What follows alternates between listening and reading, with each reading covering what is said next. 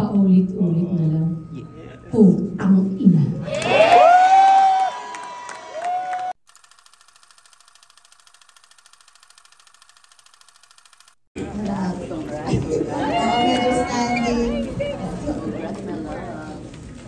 Okay, kung sino man po ang may unang katanungan, magtaas lamang po ng kamay at lalapitan kayo ng aming crew for your question. Ayun, sige, Miss. Meron po ba tayong mikropono para may ibigay kay Miss? Dito, from the crew. Microphone, please. Yes, po. Yes, sure. You can sit here. You can sit here. Yes. Okay lang, I can stand so that we can have a very short and sweet talk back for tonight. Eh, meron po bang mikropono from the crew? Meron na po. Ayan, dito po kay Ms. Trixie. Kung meron po nais mag-abot ng microphone. Ah, yes. Hi, good evening everyone and congratulations. I'm Trixie. That was from Abante Tonight and Rama. So, thank you for, of course, coming up with such a very brave word. So my question is, anyone can answer this, but of course, especially Ms. Marian and Kit, I'd love for you to answer this. Do you believe in the concept of like choosing or voting for the lesser evil?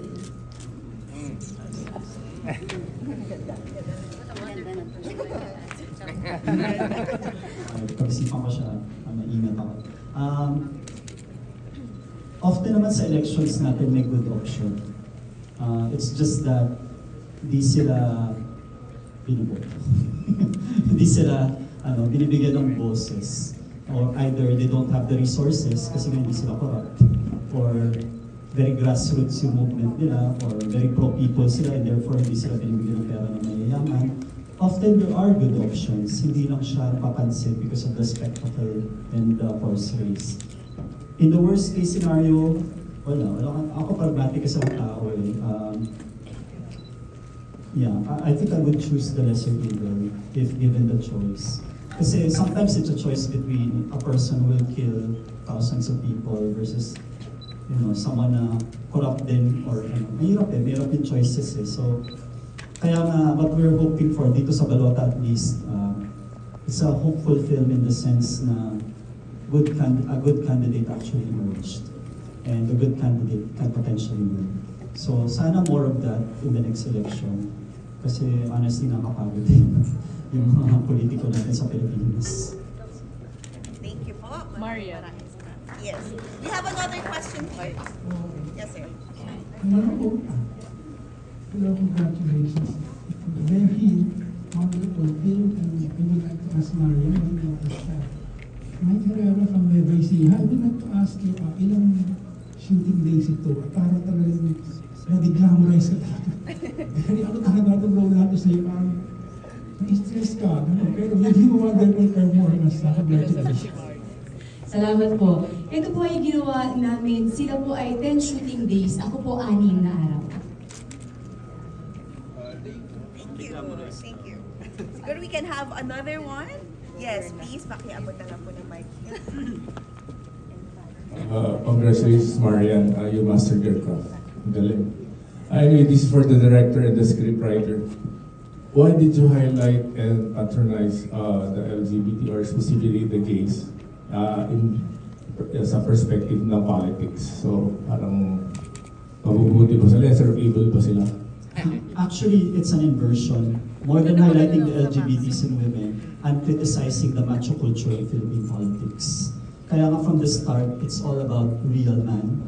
And it's about our obsession with hyper-masculine power figures that have led this country to the shit that we are in. This entire idea that we need strong men, we need people na parang paternal figures who will take care of us as if we don't have agency and free will, as if the power doesn't reside in the people.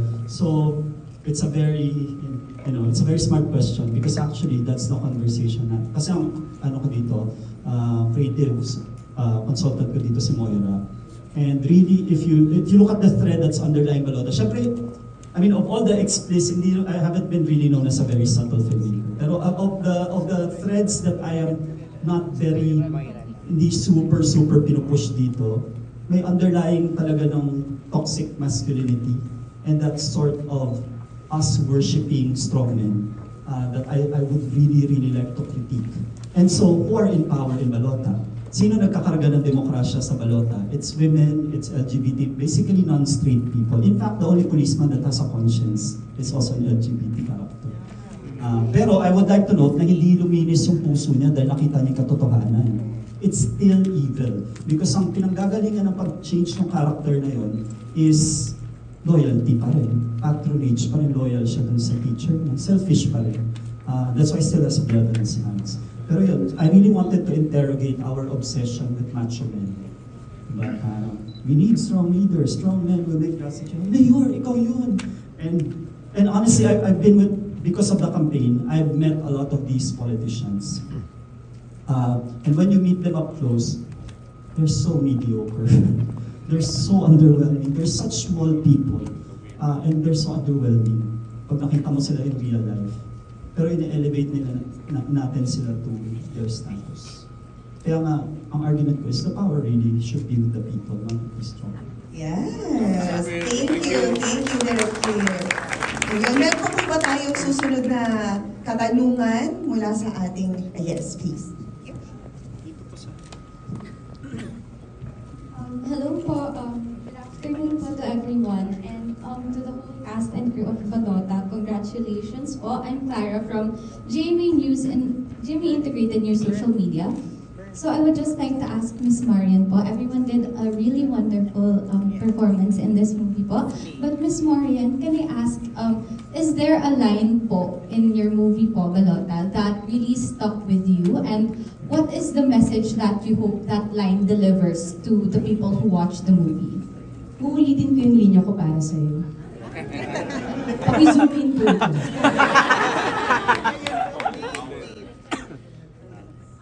Paulit-ulit na lang. Putang ina. So, siguro yung pinakamensahe nun, parang nakikita naman natin kung anong nangyayari mga proseso. Kumbaga ito ang pelikulang Balota ay wake-up call para sa atin na pag pinagsama-sama natin yung mga boto natin, mahalaga ito. Kaya nga sabi ni Teacher Emmy, sa araw na ito, malakas ang boses ko at pinakikinggan ako. So sana ma-realize sa mga tao. Maraming salamat po. At yung boses na yun, yung boto na yun, gamitin ng tama pag pinagsama-sama. At meron pa tayong susunod na katanungan dito sa kabila. Yes, sir. Hello, good evening po. Jello po. I come from home. Di ba po ang mga artista po, sanay po na nagtitake on ng role. Pero gaano po kayo nakaka-relate doon sa mga roles na ginampanan ninyo? O gaano kayo kalapit doon sa roles na ginampanan niyo? Kahit sino po, maaaring sumagot. Yun, kahit very quick, oo. Meron ba? Ayan, sige. Hello, yes. Ano na ba, Mima? Hello, di ba nakakaloka? Kumandidato pa nga. Ang tigas ng ulo, di ba? Pero super connected ako dito kasi alam mo, ako, mga kaibigan ko, mga baklang barangay rin talaga yan. Andito pa nga yung iba, umatak dito. So, alam mo yon, sobrang happy niya kasi talagang na-witness ko yung gantong sistema. Diba? At saka totoo yun, yung mga nagbibigay-bigay ng mga yung mga dead man yung dead man sa pagbibigay ng pera tuwing election. So yes, ang sobrang connected ko dito kasi alam mo yun, malala talaga yung yung pagpapapansin ng mga bakla kapag election. Talagang malaki ang ambag namin, correct? Same. Ayun lang.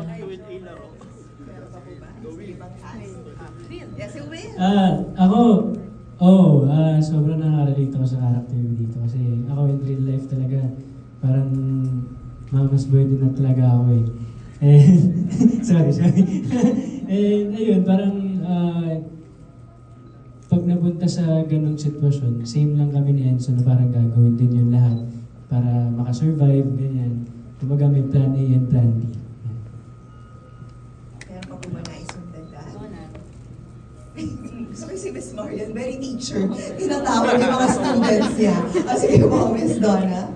Ayun, ako naman po bilang Anita, hindi naman siya nangyari sa akin sa totoong buhay na namatayan ng asawa. Pero for sure, ang relatable ng character kasi lahat tayo merong kakilala na at some point na agrabyado or may nangyari sa kanila. Trivia na lang siguro dun sa rally speech niya. Parang most of it on the spot, improvised. So bago mag-take, merong sinabi or kinuwento si Direk Kip sa akin. Tapos sabi niya, totoong experience ito ng isang tao.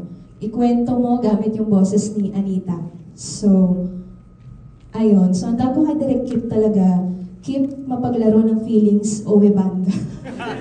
Kasi every take talaga iiba. Sabi ko, teka lang, grabe, ang dami ng layers nitong character nito. Pero, ayun, ang ganda niya. Mahal na mahal ko yung character. Ay, maraming salamat po. Siguro kayo, dahil may susunod pa nga na pelikula pa, isa na lang na question from our audiences. Meron dito kanina pa. Ay, meron daw kanina pa po dito. Yes, Oo, yes. naman. Oo nga.